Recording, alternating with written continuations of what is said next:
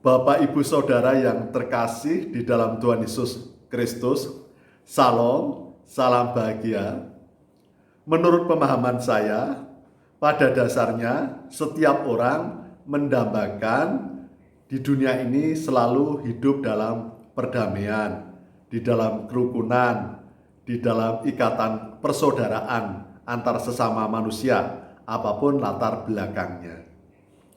Namun pada kenyataannya memang di belahan dunia di satu sisi itu ada kehidupan dalam perdamaian, kerukunan, ketentraman.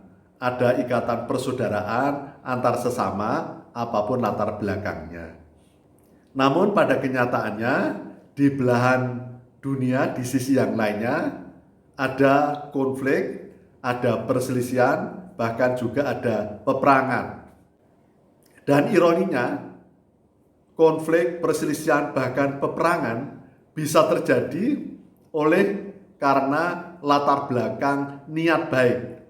Jadi dua-duanya memiliki niat baik dengan dasar yang baik menurut pemahaman masing-masing, namun kemudian terjadi konflik, terjadi perselisihan dan peperangan. Padahal niatnya dasarnya adalah kebaikan. Demikian pula menurut pemahaman saya, pada dasarnya setiap orang ingin hidupnya bahagia, hidupnya sukacita. Namun pada kenyataannya ternyata di dunia ini ada banyak orang yang merasa bahagia, namun di sisi lain banyak juga orang yang mengatakan tidak bahagia, hidup dalam penderitaan. Dan menurut pemahaman saya, seseorang merasakan bahagia atau merasakan belum bahagia itu dipengaruhi di dalam kehidupan di masa kecilnya. Jadi ketika di masa kecil, di masa balita, di masa remaja, seseorang telah terbentuk menjadi orang yang memiliki karakter yang bahagia, maka pada selanjutnya akan lebih mudah untuk bahagia. Namun ketika di masa kecilnya telah terbentuk merasa belum bahagia, maka di masa selanjutnya juga tidak mudah untuk dapat berubah menjadi bahagia. Mengapa tidak mudah? Karena seseorang yang sudah terbentuk kepribadiannya, karakternya, bahagia dan ketidakbahagianya itu tidak mudah untuk kemudian berubah karena sudah melekat di dalam dirinya semenjak kecil. Berdasarkan pengalaman saya, di sisi lain setiap orang yang sudah terbentuk karakternya, kepribadiannya, itu setiap orang pada dasarnya tidak mudah untuk bisa dinasihati, tidak mudah untuk dapat mendengar nasihat orang lain, karena setiap orang sudah nyaman dengan posisinya. Setiap orang akan mempertahankan zona kenyamanannya, area kenyamanannya. Padahal ada tingkat kebahagiaan yang bisa diraih lebih baik. Namun pada dasarnya setiap orang akan menjaga, mempertahankan zona kenyamanannya. Setiap orang sudah nyaman dengan hidupnya, walau sebenarnya bisa lebih bahagia. Tetapi untuk berubah menjadi lebih bahagia itu ternyata tidak mudah. Jadi seseorang yang sudah terbentuk kepribadian, karakter dan suasana bahagia, tingkat kebahagiaannya, maka itu akan terus mapan dan tidak mudah untuk mengubah kemapanan tersebut. Jika kita memperhatikan dari firman Tuhan, begitu banyak manusia, murid Tuhan yang bisa diubah oleh Tuhan. Jadi kuasa Tuhan kuasa kasih Tuhan dapat mengubah seseorang yang dulunya menderita menjadi bahagia, yang dulunya hidup tidak ada harapan menjadi memiliki harapan surgawi. Contoh nyata adalah para murid Petrus dan para sahabatnya yang dulu ketika Tuhan Yesus Kristus ditangkap dan disalib, mereka pada lari ketakutan, tetapi kemudian ketika Tuhan Yesus Kristus bangkit, maka kemudian mereka menjadi setia, berani mati untuk Tuhan. Jadi pengorbanan Tuhan Yesus Kristus di kayu salib dan kebangkitannya dapat mengubah seseorang yang tidak mudah berubah menjadi bisa berubah dengan luar biasa. Selain itu kita bisa melihat penjahat yang bersama Tuhan Yesus Kristus disalib bisa berubah seketika, berubah dari tidak ada harapan menjadi harapan surgawi. Kemudian juga perempuan yang berzina juga bisa diubahkan. Daud yang tidak ada harapan karena sudah membunuh Uria dan mengambil Batseba berzina bisa diubahkan oleh Tuhan Yesus Kristus. Saya sendiri berdasarkan pengalaman hidup saya mengalami luka batin, ketertekanan, kesetresan itu semenjak kelas 6 SD, saudara-saudaraku. Dan kemudian diproses Tuhan ketika usia 57 tahun. Jadi saya selama 47 tahun hidup saya di dalam suasana luka batin, kesetresan, bahkan depresi. Saya tidak dapat merasakan bahagia, hidup saya hampa, tawar, gersang, dan kemudian fluktuatif, dan tidak memiliki perencanaan hidup yang terpola.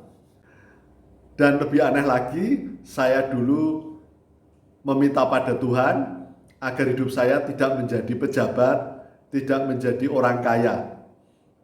Jadi saya ingin hidup biasa, namun Tuhan menolong saya.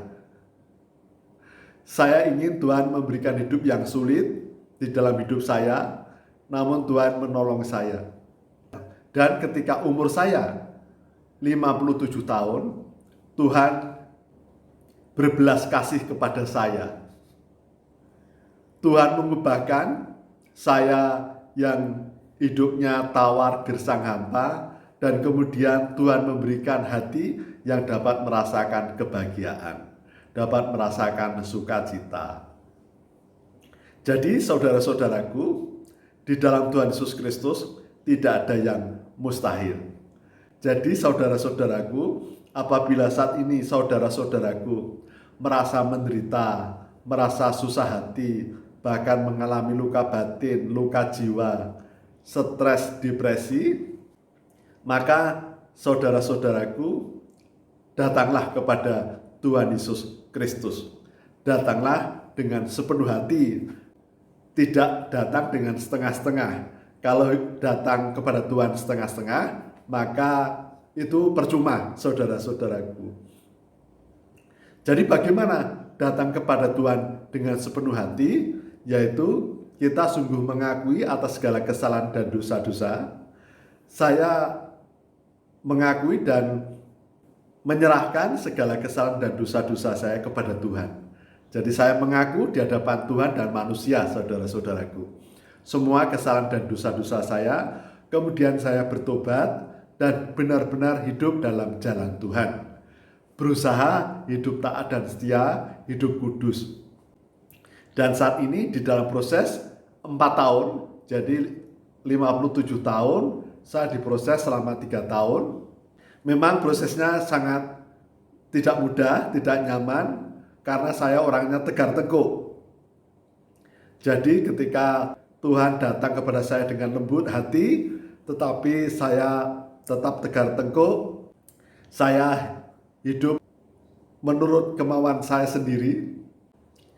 Jadi ketika Tuhan Yesus Kristus datang dengan lemah lembut, namun saya masih tegar tengkuk, saya hidup menuruti kemauan saya sendiri. Kemudian Tuhan mengizinkan saya serangan jantung, memiliki tumor usus, dipotong 1 meter. Saya baru mengalami ketakutan, takut mati, takut masuk neraka.